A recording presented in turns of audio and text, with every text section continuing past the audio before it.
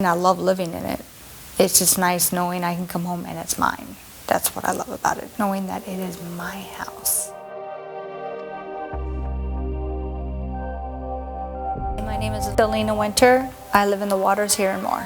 We wanted to have a home that was made to where we wanted it to look like, not pre-made, somebody else had already decided this is what it's going to look like. Watching it be built from the floor up was a unique experience.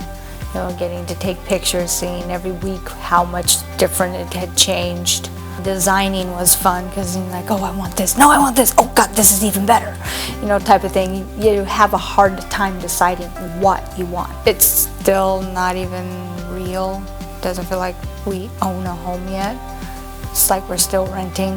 It hasn't hit yet. It's walking distance to a store. It's same school my daughter's already going to. It's a nice, quiet neighborhood. Everything is like, our neighbors are really nice. Plus, everybody's veterans.